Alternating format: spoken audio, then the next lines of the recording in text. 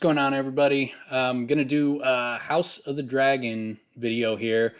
Got someone who's offering some critiques of how the showrunners are portraying Rhaenyra to me on Twitter, and so got a few moments. So I figured I'd go ahead and make a video and kind of respond to the critiques and give my thoughts on them.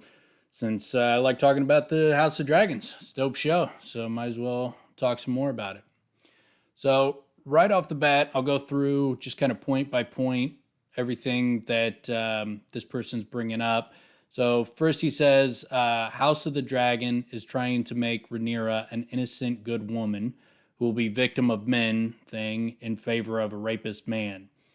Within the pages, Rhaenyra started making babies for dragons, not because she cared about children. That is not in the books. It is not stated in the books anything about her motivations for why she had children. Obviously, it is shown and demonstrated through in the books in Fire and Blood that she loves her children very much.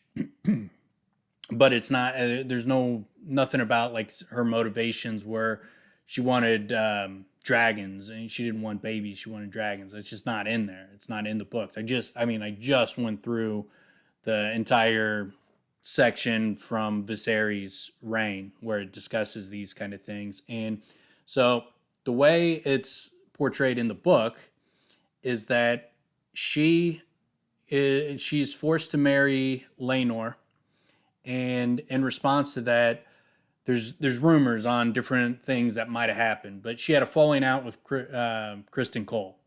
She either went to him and tried to get him to break his vows and sleep with her because she wanted to lose her virginity to him because she didn't really want to marry Laenor, or Kristen Cole went to her and proposed to her and suggested that they go overseas and get married.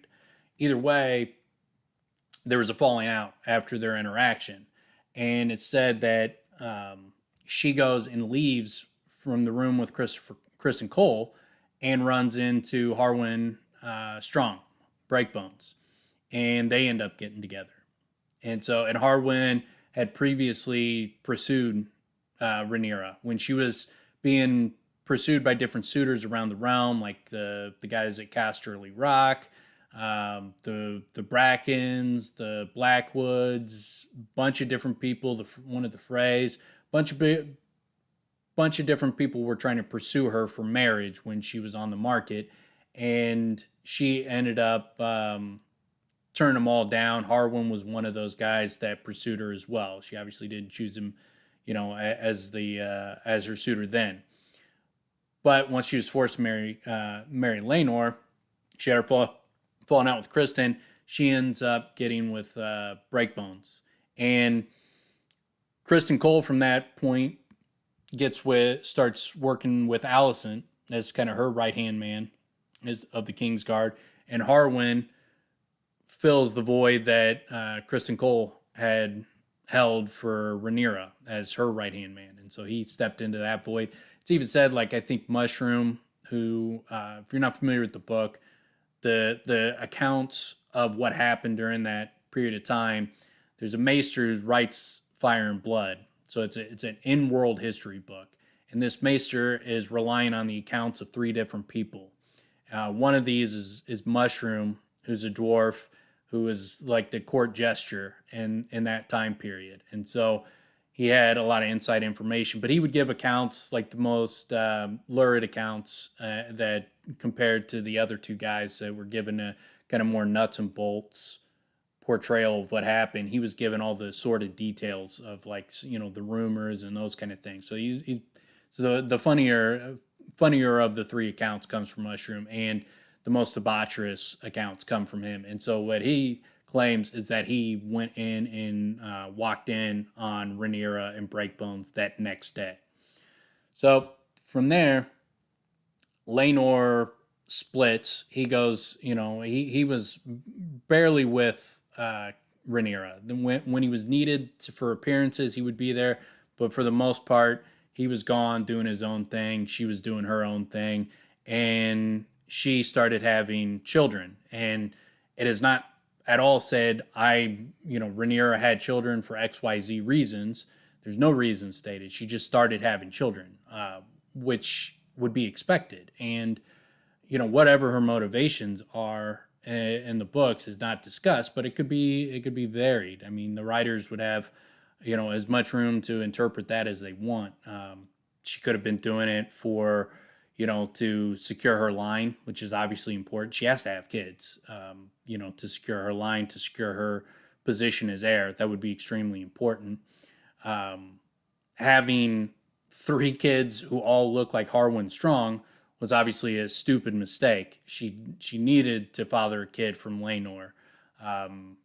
Not doing that was obviously a huge mistake that has severe consequences, and that's what they're showing in the TV show as well. But right off the bat, like, she wasn't making babies for dragons, and that she doesn't care about children. She cared immensely about her children. I mean, that's demonstrated in the books. I'm not going to go into the specifics because I'd have to get into spoiler territory, but it is explicitly acknowledged how much she cares about her children. That's clear in the book. So I would disagree with that point. Now, as far as, like, is she being portrayed as an innocent good woman? No, I don't think that's the case at all. She's extremely flawed in the show. She's shown to be petulant in many regards. She consistently lies, bold-faced lies. She lied to the point of lying on the grave of her dead mom. Swearing that she didn't do something that she did to Allison's face, and it's just a blatant lie, self-serving lie, and she's consistently lying. I mean, the fact that she's got three illegitimate bastard sons, and what that does to the realm, that's a major character flaw, and they're not shying away from that. They're not portraying it as like, oh, poor Rhaenyra, she was with this evil man. It was she made her deal with Rhaenys, and she went and did what she did, which was extremely selfish, that put the realm in severe jeopardy, caused major problems. The fact that now the realm largely sees that her children are bastards. I mean, anybody with two eyes would have been able to see this. And so it's fairly common knowledge that, yeah, those are not her kids. And that's causing major problems with the succession because of the view of bastards in this world, and the idea that once she passes, if she becomes queen and then she dies, that the throne is going to get passed to a bastard. That would be a major problem in this world. It's a massive character flaw that she let her desires, her selfish desires, and understand. I mean, it's human nature. I mean, so, people are flawed. They do things that, sometimes are in their best interest that might not be in the best interest of, the society in general. And if she was trying to keep peace and to prolong the Targaryen reign and sacrifice for her family and for the realm, she shouldn't have done that. But she made the choice that would be selfish, and she chose her happiness and her desires, and she had three illegitimate kids from Harwin. And so that is not portraying her as a good woman who's just being wronged by the bad man. It's much more complex than that, and it's much more nuanced, and that's living to what is written in the books. That's what happened in the books, and that's how it's seen in the books from the people alive in that time that were recounting the events. So I think they did perfectly good job of showing that kind of character flaw. And the lies and those kind of things, obviously those are not it's not all those things are written in the books. They're taking some scenes and they're filling in blanks and adding scenes because it's a pretty bare bones story. But it is good. It shows a character flaw when she lies to Allison's face like that, or her best friend in a position where Allison is and in a vulnerable state. She's trying to level with her, be honest with her, and try to come to an understanding. She just lies to her friend's face, and it sets the stage for a breaking of their friendship. It also impacts the marriage that Alicent has with Viserys, because then when she finds out that Rhaenyra had taken the Moon Tea, that disrupts her relationship with Viserys, that disrupts her relationship with Rhaenyra, and it sets her on a path from being more of a dutiful wife who's just pumping out kids, doing what she's told for by Otto, doing what she needs to do for the realm. She's trying to follow all the rules. Now she sees that she's being lied to, people are betraying her, and they're not following the rules, they're doing whatever they want, and then she becomes a political player from that point. And we see that in, I believe it's episode 4, the one where Rhaenyra and Laenor get married. That might be episode 5, I can't remember off the top of my head, but whatever, that the marriage episode, when she finds out about that she's been lied to, it causes problems, and it starts putting things down the path that we're on. And also her relationship with Kristen Cole. She's clearly not the good person in that situation. He is, he's in a situation where he gives up his, what would you call it? Like kind of his honor system, and he betrays his honor in favor of getting with her, and it's more flippant with her than that. She's not treating it like, oh, I'm deeply in love with Kristen and this is who I want to be with, damn the throne, I'm just going to be with who I want. It's not even a situation like that. It seems more a situation where she's just having fun. She likes him. She seems to like him, but it's not near as serious to her as it is to Kristen. That's the portrayal in the show. And when Kristen proposes to her and says, let's run away, she contemplates it for a second, but then's like, no, I can't, I can't do this. I'm the queen. I'm taking over. This is my position. Understandably so. I know the position she's in, it would be, it's asking a lot for someone who is in line to take over the throne to give all that up, to be a runaway going over into, Pentos or Essos, wherever they would go, and give up that life to get with a guy who would just be a sellsword from that point, and to be in hiding the rest of your life. And so he's asking a lot of her, but her counter proposal for him to just be her side piece and is a slap in the face to this guy, and what he just offered to give up everything for her, and she's like, nah, can't do it, but you could be my side piece still. And that's a slap in the face, and it's understandable. Like when Kristen Cole reacts harshly to that, you're sympathetic to Kristen Cole in that situation, because he is being trampled over. She takes uses her position, and uses his interest in her to get him to betray his oaths, and then she's so flippant about it, and so flippant about making him just a little side piece, that it would be a slap in the face, and that is a flaw. That is not showing a good person. That's a character flaw. She does not in the show. They do not portray her in a way where you're sitting there watching this, being like, "Oh yeah, she clearly be a good ruler." She's selfish. She lies. She's flippant. She's petulant a lot of times. She has good qualities too. She's nuanced. It's a character, and so are most of the characters. The men in the story. Viserys is like probably the best character in the series, as far as like kind of a person. Makes some bad decisions, but as far as just like a good person, Viserys is a good person. The strong, the leader, the guy that was running Harrenhal. I'm drawing a blank on his name, but Lionel Strong. Lionel Strong is portrayed as like a very good, noble character, Ned Stark-esque. Harwin Strong, very noble character, does some kind of bad things. He's getting Rhaenyra pregnant with illegitimate kids, but he seems to be a pretty good guy for the most part in the limited time that we see him. So we see a lot of a good men characters. Jacaerys seems to be a character that they're building up very good. So it's not they're clearly not doing a thing where women good, men bad. That is not what they're doing in the show at all. So then we got she raped Kristen Cole, but then to undercut that fact, they made him propose to her and turn him into a salty guy who can't take rejection. She doesn't need to make bastards. After all, she said she won't.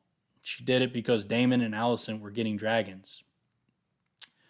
I mean, I don't see where you're getting that she's doing these things to get dragons. It's not said in the books. I just went through it again before recording this video.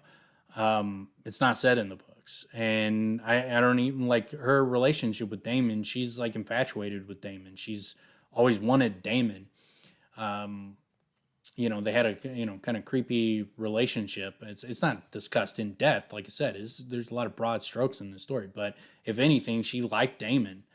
Um, like the idea that she's just having kids because she needs dragons, that's not in the books. I mean, that's not what I mean, maybe if you could point to a section that I overlooked, maybe I missed something.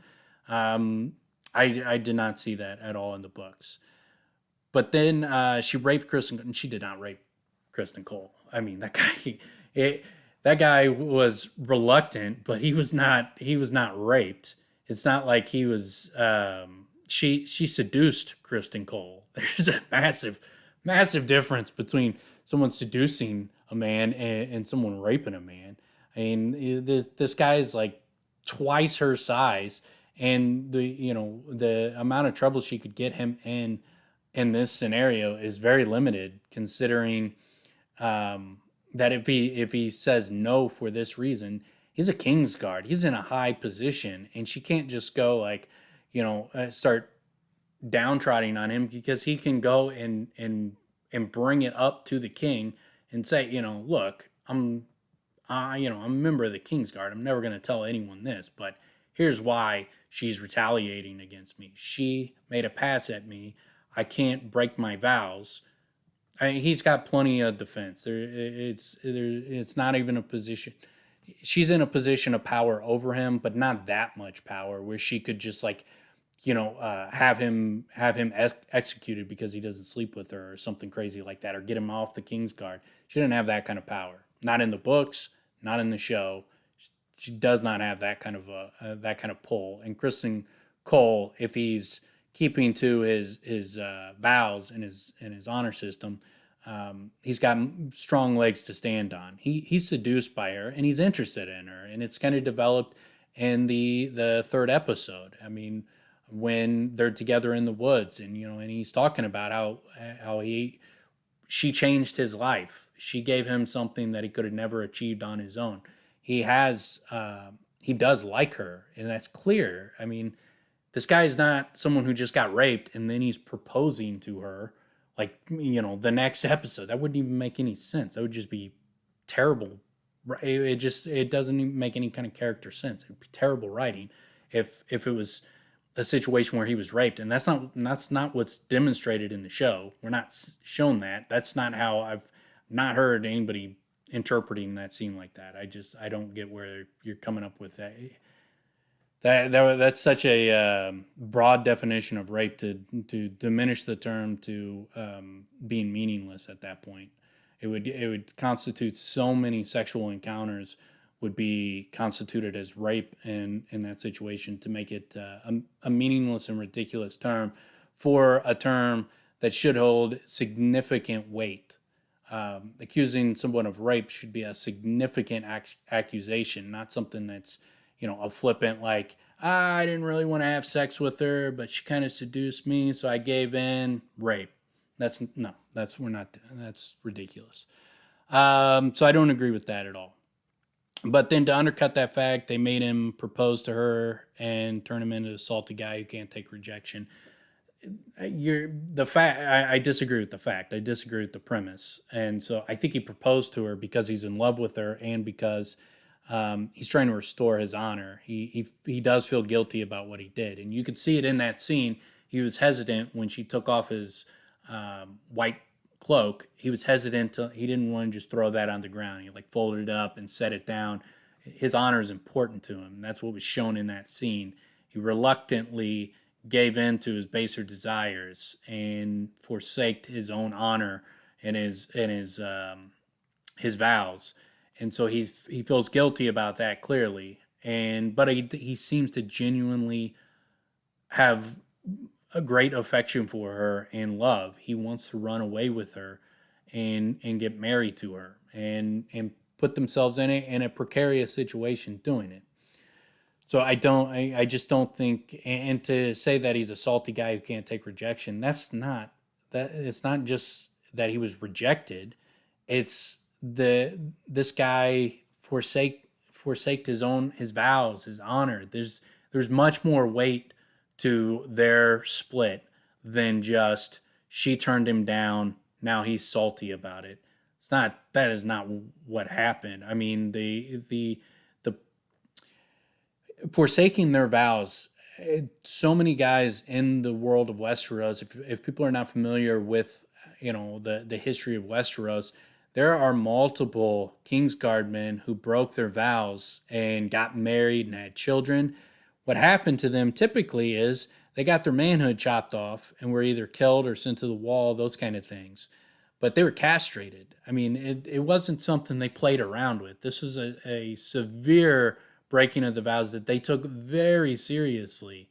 And so this isn't something that is just, a flippant thing that, oh, Kingsguard, sometimes they get weak and they have sex with women. No, that was treated very severely if you were caught doing that. So it was a significant breaking of a vow. It's not something as flippant as he's salty and can't take rejection. And she doesn't need to make bastards. After all, she said she won't.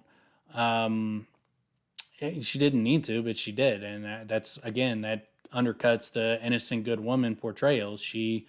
Um, she was selfish. She went again, just like she put Kristen Cole in a situation to forsake his vows, a very serious breakage of the vows. She also put Harwin Strong's life at risk by having him as her side piece and having bastards with him. I just put him in a major bad position, and the realm, and her children, and herself. It was just a selfish decision. And it undercuts the innocent good woman comment. Then we got the show chose not to point out Rhaenyra's motivations. The situation with Rhaenyra, she decided to trade one dragon for two and killed her husband, but the show didn't want to portray her that way. Then Daddy comes to save the would-be queen from her choices. I'm not sure what you mean. They chose not to point out Rhaenyra's motivations. I mean, the motivations that you're portraying I've not come across them in the books. I'm not sure where you're getting them from. So I mean, and again, I'll admit if I'm wrong, and you can show me something where it says she was having kids because she needed dragons, and that she didn't actually want children, she just wanted dragons. Show me where that's in the books, because I have not seen it, and I could definitely counter and show areas where she clearly had great love for her children. And then the situation with Rhaenyra, she decided to trade one dragon for two. I don't. I'm not sure how she's trading one dragon for two. Rhaenyra's dragon rider. The kids that they're having together were all dragon riders. They're all of them had their dragons we've seen in the episodes, so they're all capable of riding dragons through even though they're bastards, but because of her Targaryen blood, they were still able to become dragon riders.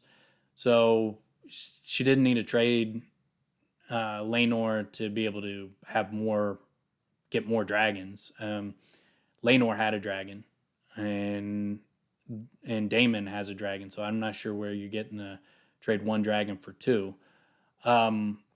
and it's definitely not stated or implied that she had Laenor killed in the books. The rumor is that Daemon had Laenor killed, and then he killed what's his name, Sir Carl or whatever. That's the rumor in the books that he did it. Daemon did it because he wanted to marry her. So the way the show portrayed it, again, it undercuts her being a good person. It could be interpreted multiple ways. The way I interpret what went on is that when she had her conversation with Laenor and he's like, "Hey, I'll do my duty," she's she came up with the idea of, let's just get you out of the picture. You go live your life. You go be happy. This isn't what you want. We'll work it out. And then that her conversation with Damon was putting that plan into motion. That's how I interpret it.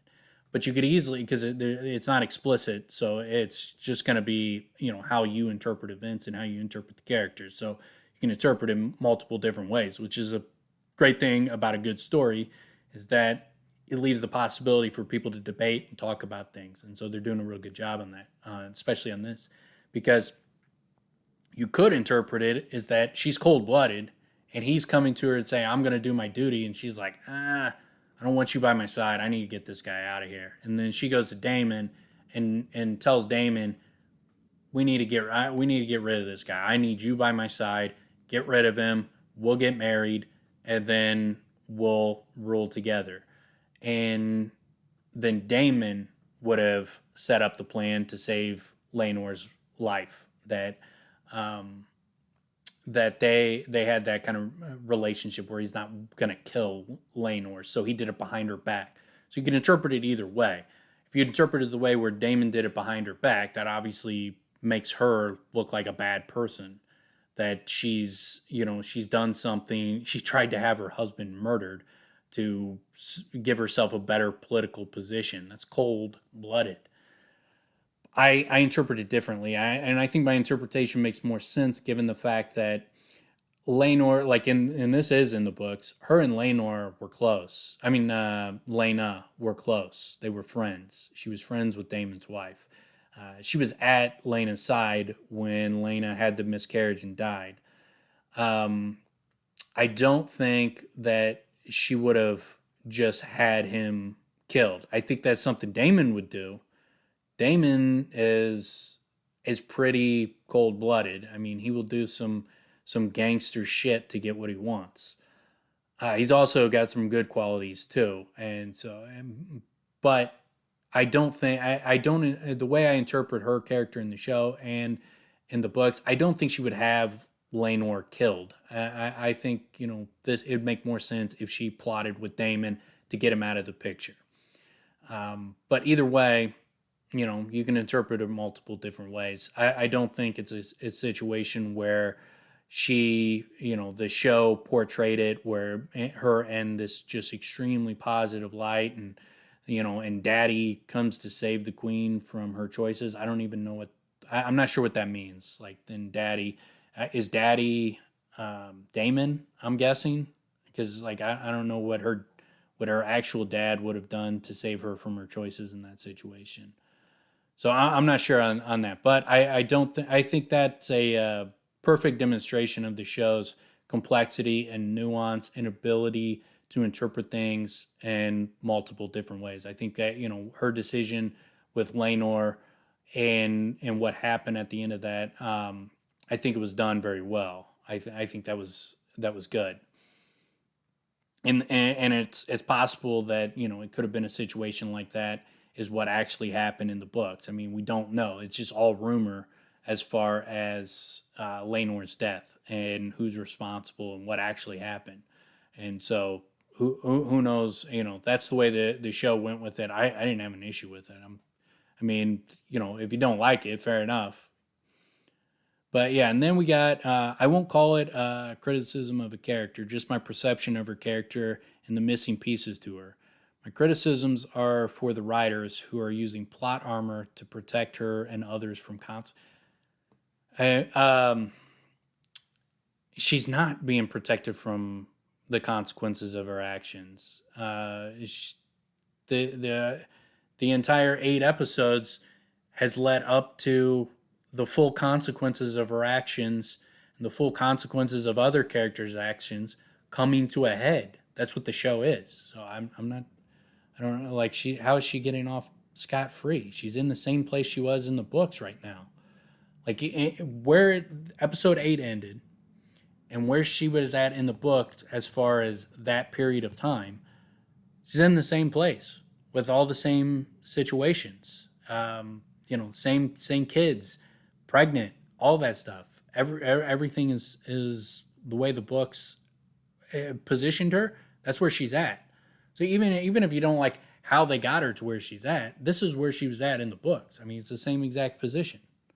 I mean, that's I plot armor. I'm not. I don't know. Why would Otto let loose ends when he is about to punch Rhaenyra? I'm not. I'm assuming you mean like he was about to get, her who was it, Lucerys, take him from being the heir to Driftmark. Um, well, Otto didn't expect the king to come in, and so there's, what's he supposed to do there? Is he supposed to just kill the king in that situation? Like, the pieces aren't in place to do that, and he certainly wouldn't do it with her there. She would be the queen. So and she could, he could try forcibly drugging them, but the king could also, with his king's guard, say, "Hey, lock Otto up." I mean, the Otto doesn't have that kind of juice where he can just do whatever he wants, and then the king's guard are all going to listen to him over Viserys. And so if Viserys is saying, "I'm not taking any more milk, milk of the poppy," what's he going to do in that situation? And that scene is like one of the best scenes I've seen in television in years. It was extremely powerful of him coming in, all the reactions from the characters on their faces, the reaction with Daemon and him coming, and at first the reaction of just like his face as he sees his brother, when he sees him on the bed and he's looking, he can barely look at him. He's struggling to deal with it. When he sees him walk in, the look on his face, you see the anguish and how much he actually cares about his brother. When he drops the crown, Daemon picking it up, putting it on his head, helping him up. That's a powerful scene and a wonderful close to the arc of their relationship. Like, that's one of the arc between Viserys and Daemon is one of the best I've come across in television in a long time. I mean, if you didn't like it, you didn't like it, but man, that is extremely well received and extremely powerful to a lot of people. So I'm I would have nothing negative to say about how they handled that situation in the throne room. It's one of the best pieces of television I've seen in a long time, and I don't see a situation where Otto had the juice to just fully box out. He could have boxed out Rhaenyra if the king doesn't make the throne, but how is he going to keep the king from the throne outside of drugging him or killing him? And he just doesn't have that kind of juice. Then we got, and killing's not an option again, because unless he did it before the queen is there, and it's that's not. I don't see any problem with the writing there. Anyone trying to execute a coup, make sure they control all the loose ends. It would be a failed coup if one of your conspirator betrays you, not you being surprised by your loose ends. It happened that way because the writers made it so. Otto is too smart to make such an error. Otto is not Tywin Lannister. He's not that. He's certainly not that in the books.